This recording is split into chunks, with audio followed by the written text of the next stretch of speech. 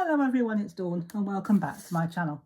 Well, today we're going to make the final card in our series, number 5. We finally got there. It's been a crazy 24 hours. There are times when I wondered if I'd ever get this card done because of the situation with Graham. Hopefully I'll have better news when I go and see him in about an hour this afternoon. But anyway, so while things are still looking good, let's get on with this card. We are going to make a shaker card today, and we're going to use everything apart from the shaker elements. I've got some sequins, and I'll tell you a funny story about that in a minute. But we're going to use a piece of the card for the card base, and when you fold it over, it will make a 6x4 card. And just like I did yesterday, if you are able to join me, I have, I didn't realise I'd done that. I have put some paper, again from the pack, onto the card, and it seems I've done that. I didn't realise I'd already done that. I was going to do that with you on video, but hey ho. Oh, I know why I did that. I'll tell you in a minute. So we've used 3 of the cactus dies. What we haven't done on this channel yet for this series is building a cactus, which is what this pack was designed to do. And this time I've cut it, and that's what we've done. We haven't turned it into an animal. These could be horns. You could turn it into an animal if you use them a different colour, or cut them in a different colour. But we're going to do as the designer has suggested, and we've built a cactus. So I've cut the 3 dies out and just glued them down. I glued them down because I wanted them to be dry, because this is going to be where the shaker elements fall. So we've done that, and the reason I laughed earlier on, because I started this video already and I made a mistake. Now we're going to be calling this, if you watched yesterday, you will have heard me say it was going to be a shaker card with a twist, and indeed it is. It's going to be what I'm calling a seesaw shaker card. Now I know you've probably never heard of that, because I hadn't. It's a name I made up because I couldn't think of anything else for it, but you'll see why as we go along. Stick with me till the end, and if I don't mess up like I did the first time I attempted this video, you'll see why. So anyway, I'll tell you what I did as we go along. So we've got that part, so we've already stuck that down, so that saves a bit of time. So we have got a card again from this terracotta card, which I cut again from the pack, and that measures, again, it's 6x4, and I cut a rectangle into it, which is 3 3/4 by 5 inches. We've also got a piece of acetate which measures 4 by 5 inches. So, and the card base, and the card base is 6x4, as we've said. So that's good. So we've got that there. And what I'd done, the reason it's called a seesaw shaker card is because there's supposed to be a mechanism on the front, which will be in a minute, which acts like a seesaw. And I put this all together. I put the shaker elements in, stuck it down, thought I haven't put the seesaw element in. And you have to do that before you put the shaker elements in. So I'll tell you what, while I can still see it, I'm going to do that now because I don't want to make that mistake again. Now I'm going to be using, now what do they call it? I've got to get it right. They're called paper binders. I got mine from Ryman's, which is a stationery store in the UK. Now I think they're a Ryman product because it comes in a Ryman branded box. So what I'm going to do, I'm going to add a link down below. You could use an ordinary split pin if you wanted to, but this has got a flat base, so it'll make it easier. So I'm going to, and I've got foam pads, double layer of foam pads, which I just cut in half lengthways. And I've got to be careful because to spare you watching me do all that, I've taken all the backing tape off. But you're supposed to put that in first. So you will also see I cut the hole in the wrong place to begin with.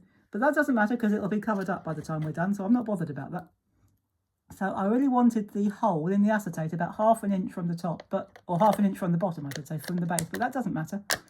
That really is up to you where you want it, if you want the seesaw element.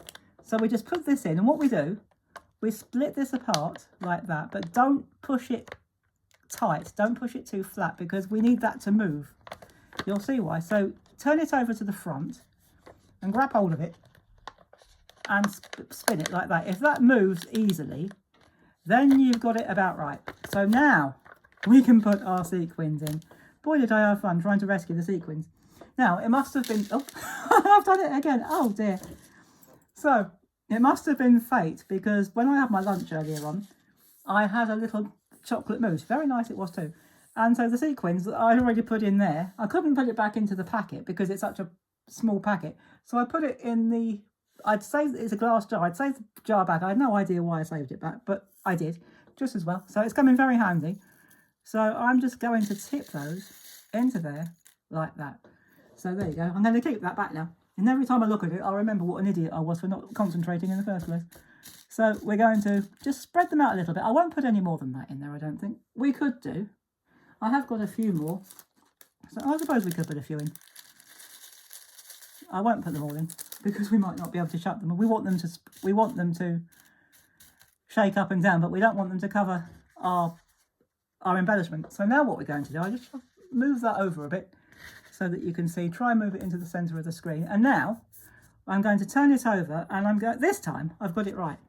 She says, hopefully. So I'm going to lay that down there. You will have noticed I've torn it on the back, but that's all right because it's the back. We can always put another mat on the back if we need to, which I might do off camera later on.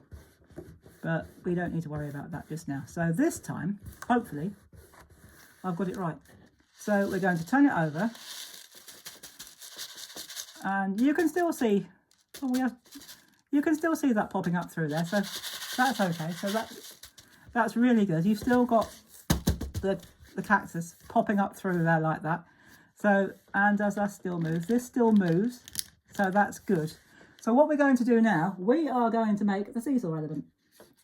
Once again, just like I did yesterday, I've used this pot, but we're going to use this pot in a completely different way.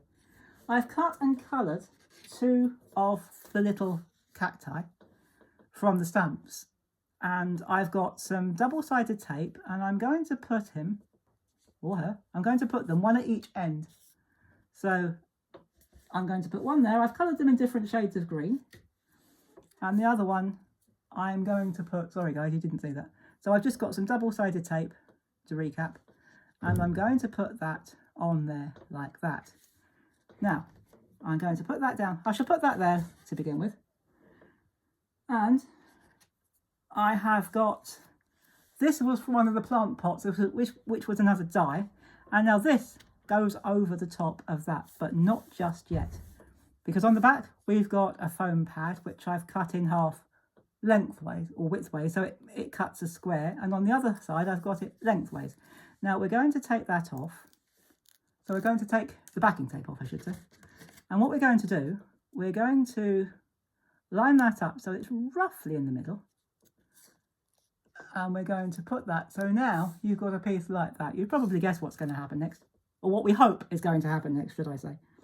So you could use hot glue, and I probably would have done, but it was the only piece of hot glue I needed, and I didn't think it was worth finding an extension lead just for one blob of glue. So I've put a foam pad on the back. I've no idea if it's going to be strong enough or even if it's going to work. So we're going to put that over our spindle, like that, over our split pin or paper fastener. And then the idea is you do that. And they are on a seesaw. So that's why it's called a seesaw shaker card. So that moves really nicely like that. I really like that. Now I haven't got a sentiment yet because I haven't decided what one I'm going to use. But later on, I will use a sentiment. I'll find a sentiment and I'll put one up there. So that's still, you can still see the shaker parts going up and down. So it's so much fun.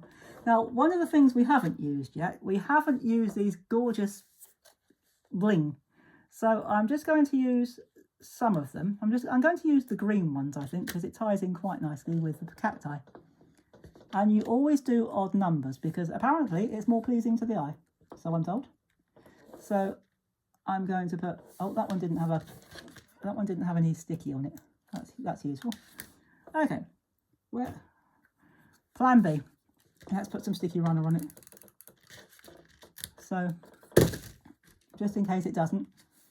So we're going, oops, they are quite small.